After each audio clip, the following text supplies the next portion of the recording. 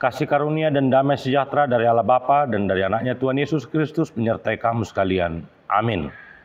Firman Tuhan yang menyapa kita hari Selasa tanggal 31 Oktober 2023 diambil dari Ibrani 12 ayat 14. Berusahalah hidup damai dengan semua orang dan kejarlah kekudusan, sebab tanpa kekudusan tidak seorang pun akan melihat Tuhan.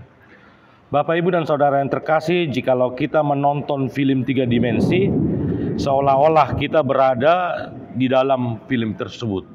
Seolah-olah kita hadir di dalam film tersebut. Tetapi agar kita dapat menonton dengan baik film 3 dimensi, kita harus memakai kacamata khusus alat bantu kacamata 3 dimensi. Tanpa kacamata itu, kita hanya melihat gambar 2 bayang saja. Dan tanpa kacamata itu, kita melihat hanya dengan buram dan membingungkan. Nah, melalui firman Tuhan pada hari ini, ketika kita akan melihat Tuhan, dikatakan tidak bisa dengan gampangnya seseorang melihat Tuhan. Dia harus memiliki alat bantu. Apa itu? Menurut firman Tuhan pada hari ini, kita harus memakai kacamata kekudusan. Kita harus hidup di dalam kekudusan agar dapat melihat Tuhan. Tanpa menggunakan alat bantu itu, kita tidak akan bisa melihat Tuhan.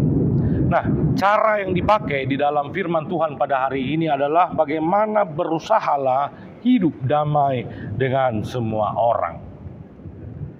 Apa hubungan hidup damai dengan kacamata kekudusan tersebut? Ada anekdot Batak mengatakan begini, tidak ada bahasa Indonesia atau tidak ada bahasa Bataknya meminta maaf.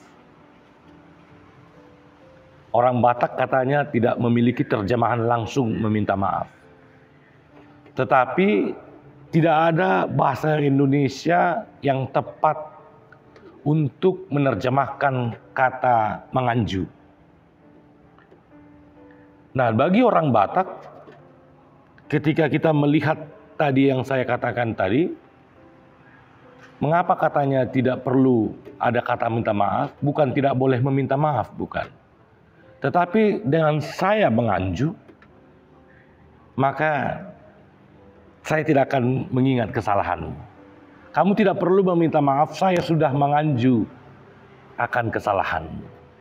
Nah, berbicara dengan hidup damai, setiap manusia memiliki kekurangan.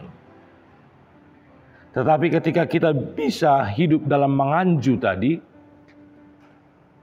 pasti perbedaan ada, pasti perdebatan ada, pasti selisih paham ada. Tetapi dengan menganju tadi, kita hidup damai, kita akan terbebas dari yang namanya dosa.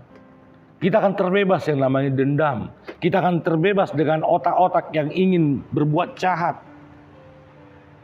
Karena ketika kita sudah tidak suka dengan seseorang, jangankan hadir, mendengarkan namanya saja mungkin kita sudah tidak enak.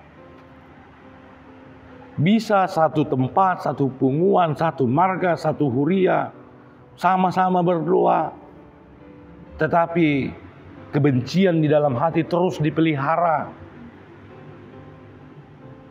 Ketika kacamata kekudusan itu kita pakai, tetapi masih ada dendam, masih ada di dalam hati yang membenci seseorang, tidak akan bisa kita melihat Tuhan.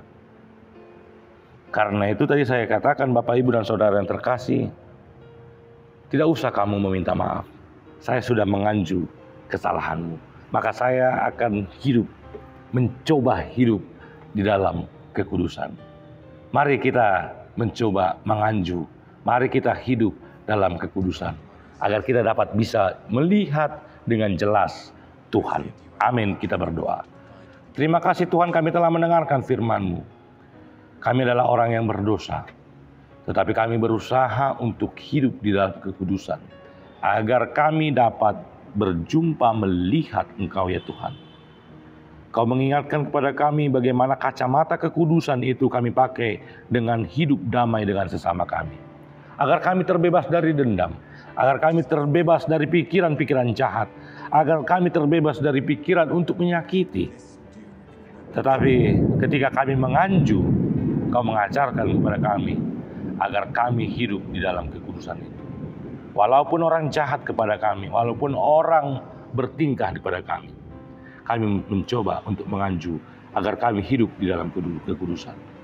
Di dalam nama anak-Mu Tuhan Yesus Kristus kami berdoa dan mengucap syukur. Amin. Anugerah dari Tuhan kita Yesus Kristus dan kasih setia dari Allah Bapa, persekutuan dari Roh Kudus menyertai kamu sekalian. Amin. Selamat beraktivitas Bapak Ibu. Mari kita memakai kacamata kekudusan. Tuhan Yesus memberkati.